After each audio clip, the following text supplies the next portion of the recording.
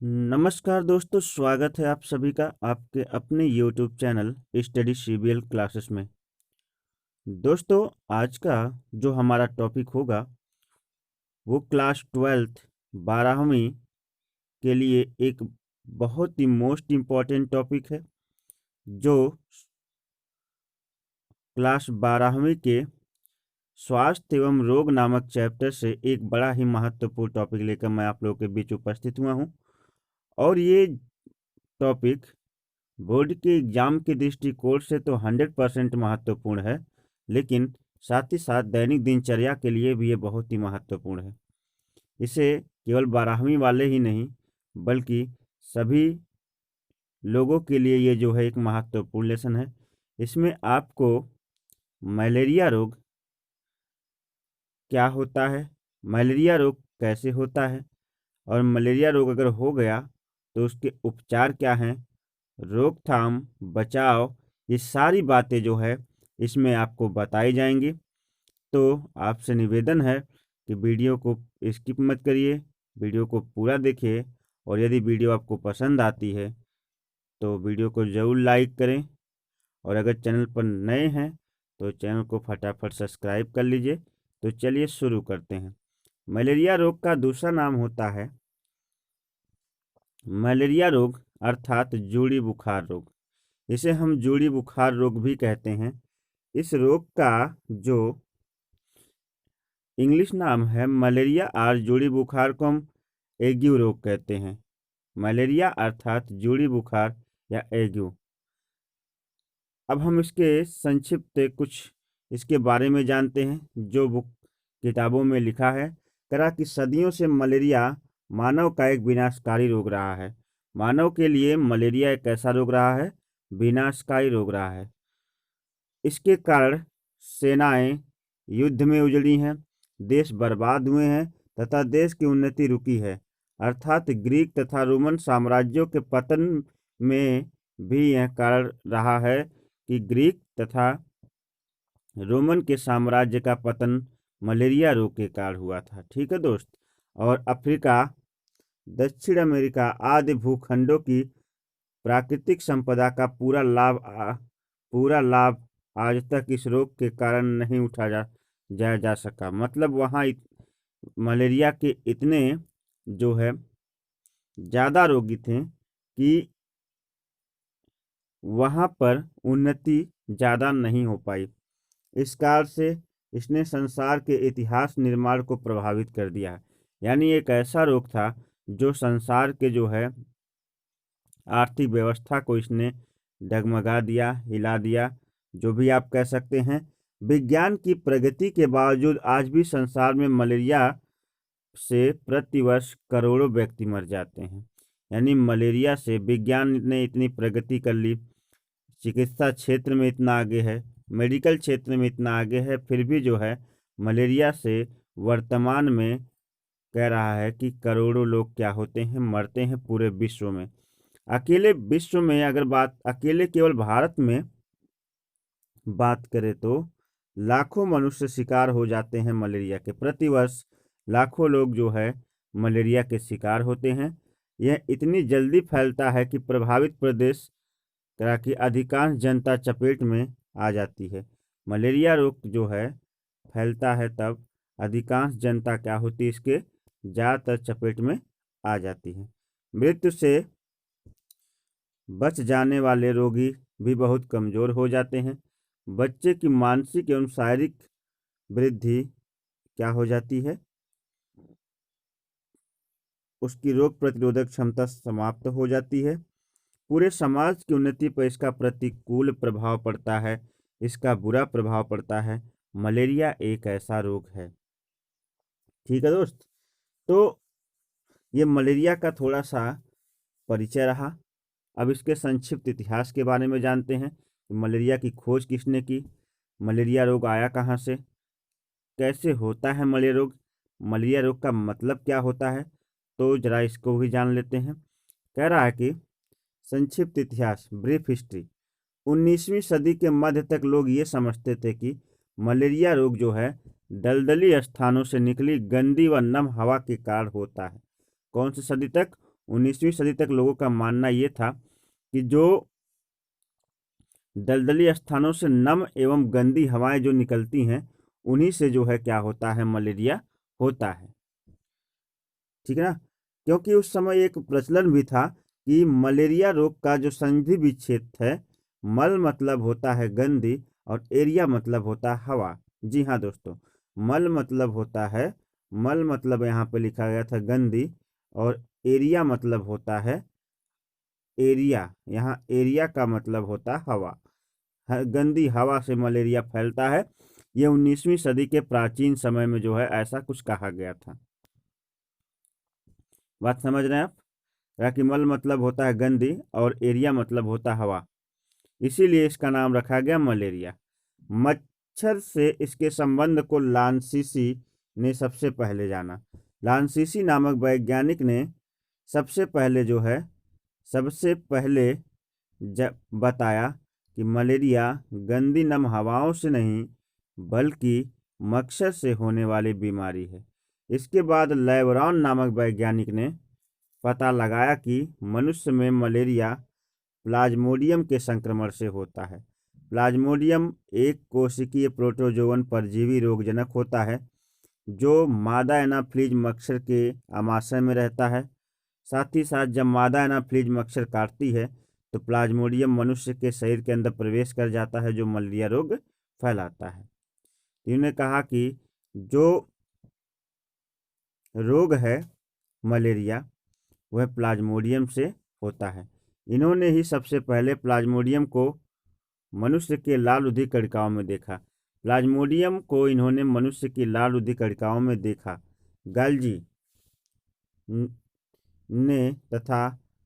गाल्जी ने प्लाज्मोडियम मैलेरी के कुछ प्रावस्थाओं का लाल रुधिर कणिकाओं को देखकर लेवरान की खोज का समर्थन किया। वैज्ञानिक गाल्जी ने क्या किया, जो प्लाज्मोडियम की एक प्रजाति है जिसका नाम है प्लाज्मोडियम मैलेरी। प्लाज्मोडियम, यहाँ प्ला का मतलब होता है प्लाज्मोडियम, मैलेरी प्ला का मतलब यहाँ होता है प्लाज्मोडियम और मैलेरी। उसके बाद कह रहा कि सन 1897 में भारतीय सेना के डॉक्टर रोनाल्ड रॉस ने मादा एनाफ्लीज में प्लाज्मोडियम के ओएस्टिस को देखा। मतलब प्लाज्मोडियम के मादा एनाफ्लीज मच्छर के आमाशय में जो है प्लाज्मोडियम के अंश को देखा। मलेरिया पर महत्वपूर्ण खोज के लिए उन्हें 1902 ईस्वी में नोबेल पुरस्कार भी दिया गया। यानी मलेरिया जब पूरी तरह से उन्होंने खोज लिया कि किस प्रकार से मच्छर के मादा एनाफ्लीज मच्छर के आमाशय में इसका जीवन चक्र चलता है और किस प्रकार से मनुष्य के अंदर प्रवेश करता है, तो रोनाल्ड रॉस जो कि भारतीय सेना के डॉक्टर थे, उन्हें जो है क्या हुआ, उन्हें नोबेल पुरस्कार से सम्मानित किया गया। ग्रासी तथा उनके सहयोगी ने सर्वप्रथम एनाफ्लीज आमाशय में प्लाज्मोडियम के जीवन चक्र का वर्णन किया। ग्रासी और उनके सहयोगियों ने मिलकर जो है क्या किया, एनाफ्लीज नामक जो मच्छर है उसके पेट में, उसके आमाशय में प्लाज्मोडियम के जीवन चक्र का क्या किया, वर्णन किया। सॉल्ट एवं गॉर्नहेम जेफरी गॉर्नहेम तथा ब्रे ने प्लाज्मोडियम के विभिन्न प्रजातियों एक्सोएथाइटिक्स चक्रों की प्रावस्थाएं देखी। मतलब प्लाज्मोडियम के विभिन्न प्रावस्थाओं को क्या किया, देखा। दोस्त, जितने वैज्ञानिकों के नाम हैं अभी जितने मैंने बताए, इन्होंने क्या क्या किया है, ये मोस्ट इम्पॉर्टेंट है। बोर्ड में यदि आप इन्हें लिखते हैं तो आपके नंबर जो है बहुत तेज़ी से बढ़ जाएंगे। तो आप जो है कम से कम लांसीसी, लेवरॉन, रोनाल्ड रॉस को तो ज़रूर याद रखिएगा और ग्रासी। उसके बाद आप जो है इनमें से कुछ को रखने की याद रख भी सकते हो, उतने इम्पोर्टेंट, लेकिन 3 नाम जरूर।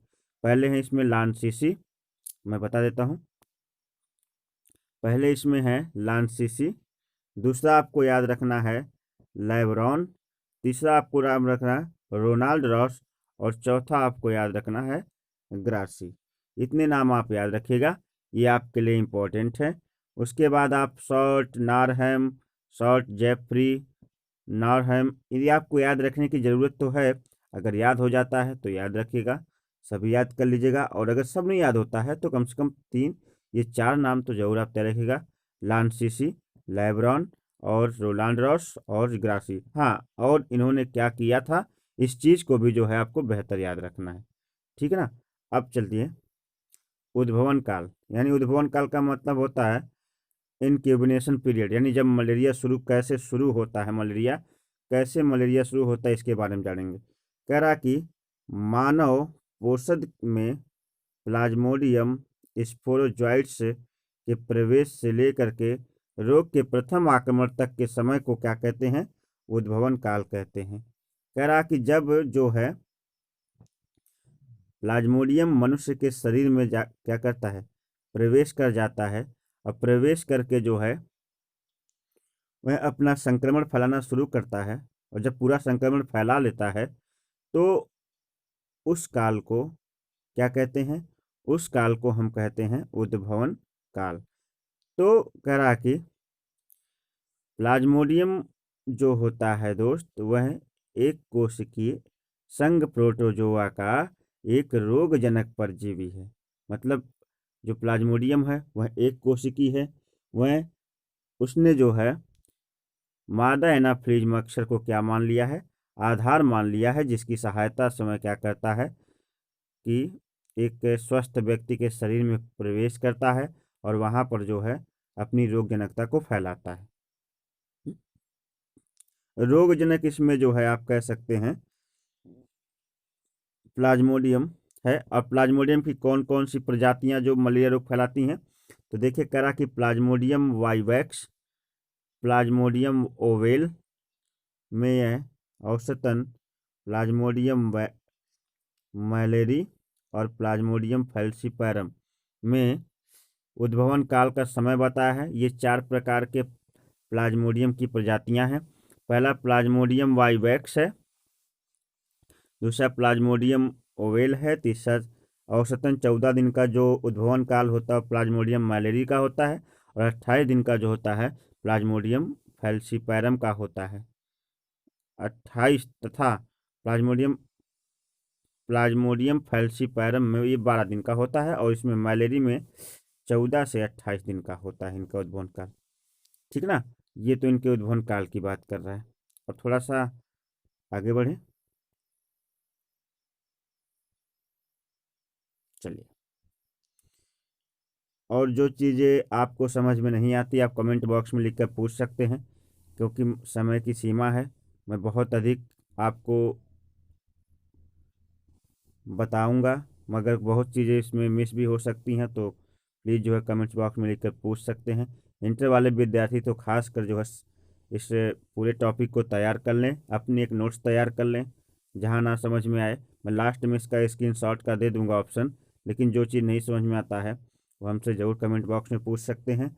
और दूसरी चीज़ कि आप अपने नोट्स तैयार रखिए, मलेरिया रोग लगभग प्रतिवर्ष परीक्षा में पूछा जाता है। तो देखिए दोस्त, चलते हैं आगे। कह रहा कि रोग के लक्षण सिम्टम्स क्या होते हैं, सिम्टम्स क्या होते हैं मलेरिया रोग के लक्षण, रोग की प्रावस्थाएं कौन कौन सी होती हैं। कह रहा कि पूर्व लक्षण यानी मलेरिया होने से पहले लक्षण, यहाँ पे प्रोडर्मल सिस्टम्स कह रहा कि क्या होता है, प्रोडर्मल सिम्टम्स में कह रहा कि मलेरिया बुखार चढ़ने से पहले रोगी की भूख मर जाती। मतलब मलेरिया रोग जब आने वाला होता है उससे पहले रोगी क्या हो जाता है, इसकी भूख मर जाती है, अर्थात उसे भूख नहीं लगती है। कब्ज हो जाती है, मुंह सूखने लगता है, सिर पेशियों और जोड़ों में दर्द होने लगता है तथा जी में चलने लगता है, अर्थात उल्टी आदि महसूस होती है। कब्ज हो जाता है क्योंकि खाना जो है पचता नहीं है। ठीक है दोस्त, ये इस रोग के पूर्व लक्षण होते हैं। मतलब इस रोग के सामान्य से लक्षण हैं। दौरा, मलेरिया का प्रथम आक्रमण कई प्राथमिक एथिलिटिक चक्रों से होता है, परंतु इसके बाद यह प्रत्येक इस चक्रों को पूरा करने में पर होने लगता है। मतलब होता है कि जब उद्भवन काल के बाद जो मलेरिया जो है पूर्ण रूप से शरीर में होने लगता है। अतः स्पष्ट है कि यह रक्त तथा होमोजोयल पर अन्य विषैले पदार्थों काफ़ी मात्रा में मुक्त हो जाने पर होता है। ठीक है ना। रोग के दौरान प्रायः दोपहर के बाद होता है, यानी रोग का दौरा प्रायः दोपहर के बाद होता है, यानी मलेरिया रोग का दौरा जो है दोपहर के बाद ही पता चलता है। इसमें पहले रोगी को ठंड लगकर कपकपी आती है, पहले ठंड लगती है और क्या होती है, कपकपी आती है। दिल की धड़कन बढ़ जाती है, कमर व सिर में दर्द होने लगता है। लक्षण सुनते जाइए।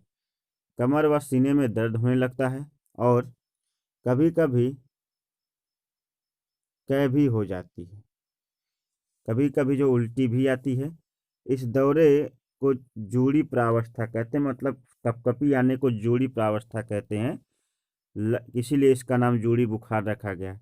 लगभग 1 घंटे बाद कपकपी बंद हो जाती है और शरीर का तापमान बढ़कर जो है, कपकपी बंद हो गई, शरीर का तापमान 104 से 105 डिग्री फ़ारेनहाइट 104 से 105 डिग्री फ़ारेनहाइट तक पहुंच जाता है। इस दौरे के ज्वर जन्य प्रावस्था कहते हैं। जब ज्वर बहुत तेजी से चढ़ जाता है, इसलिए ज्वर मतलब बुखार, इसलिए इसे ज्वर जन्य प्रावस्था कहते हैं। कुछ घंटे बाद शरीर के अत्यधिक पसीना निकलता है। जब शरीर का तापमान बहुत ज़्यादा हो जाता है तो कुछ समय बाद शरीर से अत्यधिक क्या होता है, पसीना निकलता है और शरीर का फिर ताप कम हो जाता है। रोगी को थकावट और कुछ कमजोरी अतिरिक्त महसूस होती है, स्वस्थ अनुभव करने लगता है। इस दौरे की स्थगन प्रावस्था, इसे स्थगन प्रावस्था कहते हैं, मतलब जूड़ी प्रावस्था, और उसके बाद जो है ज्वरजन्य प्रावस्था होती है। उसके बाद जब बुखार उतरता है तो रोगी को पसीना हो जाता है, तो उसको आराम हो जाता है, तो वहाँ पे ज्वरजन्य अवस्था इसने कहा है। ठीक है दोस्त, आगे बढ़ें। मलेरिया के भेद, भेद मतलब प्रकार, कितने प्रकार का मलेरिया होता है।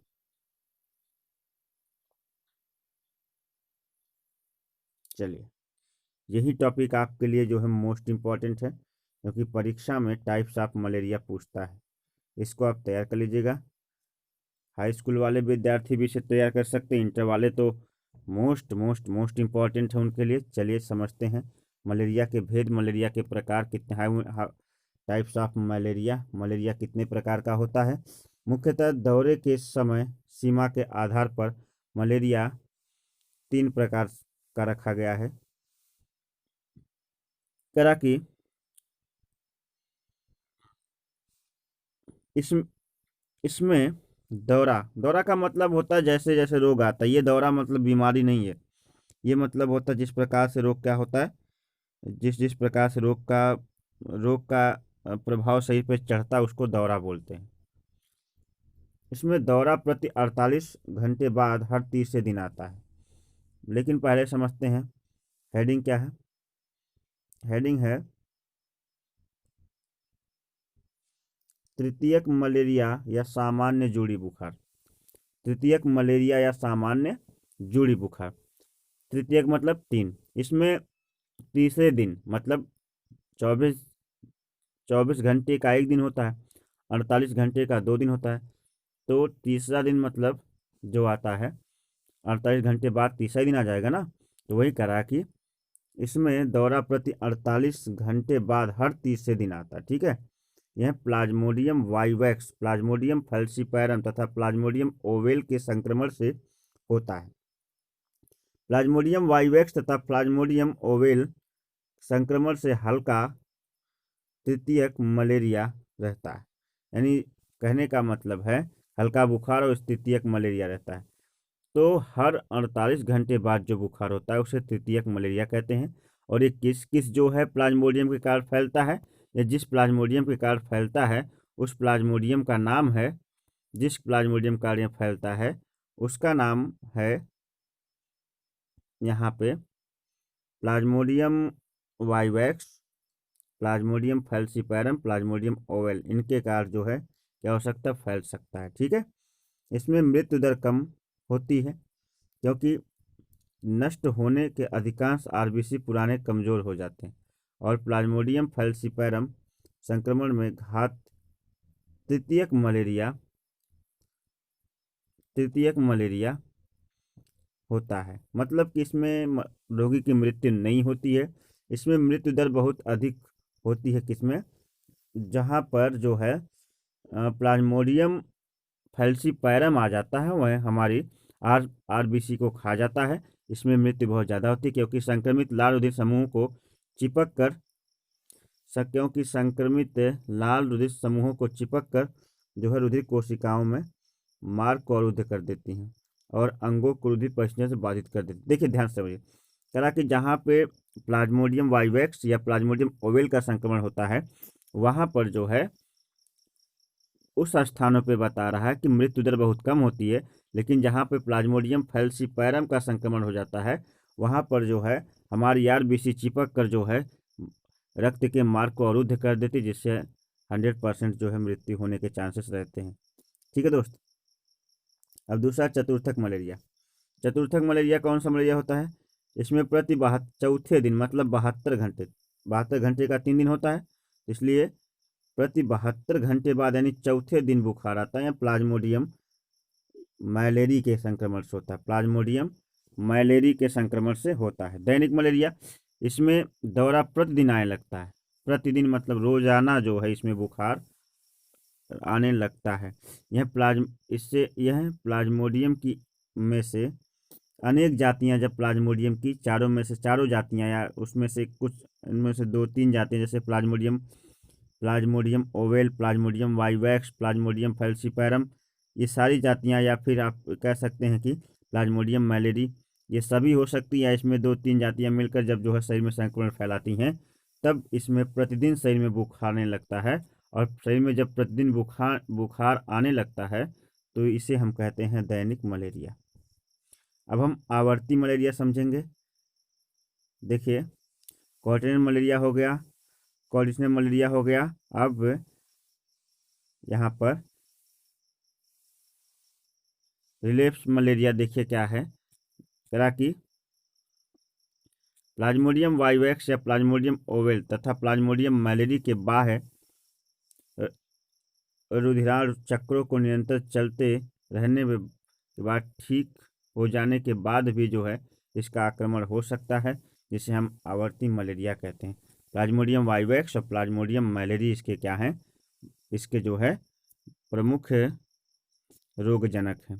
तो ये 4 प्रकार के जो मलेरिया रोग के जो है 4 प्रकार के प्रोटोजोन परजीवी हैं, रोगजनक प्रोटोजोन परजीवी। Plasmodium vivax, Plasmodium falciparum, Plasmodium oval तथा प्लाज्मोडियम मैलेरी। इनके नाम आप याद रखिएगा और मलेरिया के प्रकार आप याद रखिएगा। इन मलेरिया के प्रकारों को जो है हमें क्या करना है, याद रखना है, ताकि ये बोर्ड के एग्जाम में हम इन प्रकारों को क्या कर सकें, आसानी से लिख सकें। ठीक है दोस्त। करा कि मनुष्य पर मलेरिया रोग के विशिष्ट प्रभाव। मनुष्य पर मलेरिया रोग के विशिष्ट प्रभाव, बार बार दौरों यानी बार बार बुखार आने से कुछ ही दिनों में अग्निगत लाल रुधिर नष्ट हो जाने के कारण, यानी शरीर से लाल रुधिर कणिकाएं क्या हो जाने का, नष्ट हो जाने के कारण मलेरिया के रोगी को रक्त क्षीणता हो जाती, मतलब उसके शरीर में रक्त क्या हो जाता है, कम हो जाता है। रक्त तनु और शरीर कमजोर हो जाता है। प्राय तिल्ली बढ़ जाती है। तिल्ली बढ़ने का मतलब होता है यकृत बढ़ जाता है और उससे पीलिया हो जाता है, क्योंकि शरीर में रक्त की कमी हो जाती है तो जॉन्डिस हो जाती है, पीलिया हो जाता है, रोग भी हो जाता है। कि उपयुक्त इलाज ना हो तो मृत्यु भी हो सकती है, मृत्यु भी हो जाती है। मच्छर पोषण के लिए प्लाज्मोडियम आरोग्यजनक होता है। प्लाज्मोडियम जो है आरोग्यजनक होता है। जो मच्छर है जो रोग को फैलाता है उसके अंदर आरोग्यजनक है। मलेरिया का उपचार देखते हैं। मलेरिया क्या उपचार है? कह रहा कि मलेरिया के उपचार के लिए 300 वर्षों से कुनैन एक परंपरागत औषधि बनी हुई है। कुनैन, यह Dutch east Indies, Bharat, Peru, Lanka यानी श्रीलंका में सिनकोना की वृक्ष होती है। एक सिनकोना वृक्ष की छाल के सत से बनाई जाती है। सिनकोना वृक्ष के छाल के सत से बनाई जाती है कुनैन औषधि।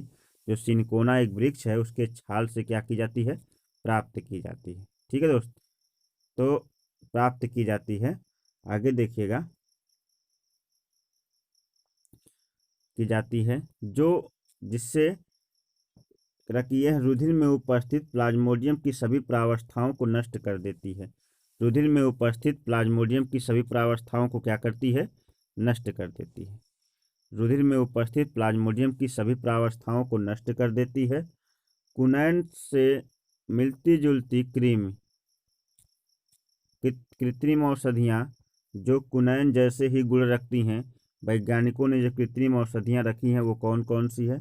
देखिएगा, मलेरिया रोग में ये दवाएं जो हैं इस्तेमाल कर सकते हैं, परंतु चिकित्सक की सलाह से, डॉक्टर्स की सलाह से दोस्त। अभी आप डॉक्टर्स नहीं हैं, सभी छात्रों को मैं बता देना चाहता हूँ, ये सारी दवाएं जो हैं आप केवल याद रखेंगे, किसी के ऊपर आपको इस्तेमाल नहीं करना है, क्योंकि किसी के ऊपर इस्तेमाल करने के लिए आप चिकित्सक से सलाह लीजिए, या चिकित्सक से आप बात कर सकते हैं इसके लिए, ठीक है ना। चिकित्सक के सलाह के बगैर ये दवाएं आप इस्तेमाल मत करिएगा। कौन कौन सी हैं? एटिब्रिन, बेसोक्विन, एमक्विन। मैं दवाओं के नाम बता रहा हूँ जो मलेरिया रोग में क्या की जाती हैं, प्रयुक्त की जाती हैं। एटिब्रिन, बेसोक्विन, एमक्विन, माइलोसाइड, मेलोब्रिन, निवाक्विन, रेसोचिन, कामोक्विन, क्लोरोक्विन। और उसके बाद है पेल्यूड्रिन, मेपाक्रिम, पेंटाक्विम, डेराप्रिम। और उसके बाद है प्राइमाक्विन, प्लाज्मोक्विन। कौन कौन सी दवाएं हैं जो मलेरिया रोग में क्या की जाती हैं, प्रयुक्त की जाती हैं? सबसे पहले है एटिब्रिन, बेसोक्विन, एमक्विन, माइलोसाइड, मेलुब्रिन, निवाक्विन, रेसोचिन, कामोक्विन, क्लोरोक्विन, पेलुड्रिन, मेपाक्रिन, पेंटाक्विन, डेराप्रिम, प्राइमाक्विन और प्लाज्मोक्विन। ये औषधियाँ जो है चिकित्सक की सलाह से मलेरिया रोग में ली जाती हैं। अब एक लास्ट हेडिंग है मलेरिया रोग के। वीडियो काफ़ी लंबा हो चुका है, आधे घंटे के आसपास का वीडियो जा चुका है। तो मलेरिया रोग के बचाव, रोकथाम एवं उपचार मैं आपको अगली वीडियो में बताऊंगा, मगर अभी तक का उपचार के लिए औषधियाँ कुछ बताई हैं। अगर ये वीडियो आपको पसंद आती है दोस्त, तो इसे ज़्यादा से ज़्यादा लाइक करें, सब्सक्राइब करें। चैनल पर यदि नए हैं तो चैनल को सब्सक्राइब कर लीजिए, तुरंत सब्सक्राइब करिए और वीडियो को ज़्यादा से ज़्यादा शेयर कीजिए। और अगर कुछ ना आए तो कमेंट बॉक्स में लिखकर पूछ सकते हैं। इसके अगले पार्ट्स को मलेरिया की रोकथाम एवं उन्मूलन को लेकर के मैं आपसे अगले वीडियो में डिस्कस करूँगा। और काफ़ी वीडियो लंबा हो जाने के कारण मुझे वीडियो यहीं पर बंद करना पड़ा, लेकिन उससे पहले मैं आपको चांस दे देता हूं ताकि आप स्क्रीनशॉट ले सकते हैं। यहां से आप दवाओं का स्क्रीनशॉट ले सकते हैं, कौन कौन सी दवाएं हैं जो चिकित्सक की सलाह से हमें मलेरिया रोग में लेना है। और यहाँ से जो दूसरा पार्ट मैंने पढ़ाया उसका आप जो है स्क्रीनशॉट ले सकते हैं, और जो है स्क्रीनशॉट ले लीजिए। उम्मीद करता हूँ आपने स्क्रीनशॉट ले लिया होगा। और उसके बाद ये तीसरा पार्ट है, इसका भी आप स्क्रीनशॉट ले लीजिए, ताकि आपके शुरुआत का पार्ट है, आपके बहुत ही ज़्यादा काम आएगा। तो चलिए मिलते हैं इसके नए या इसके अगले पार्ट्स के साथ एक नई वीडियो में। तो तब तक के लिए नमस्कार, बाय बाय, जय हिंद।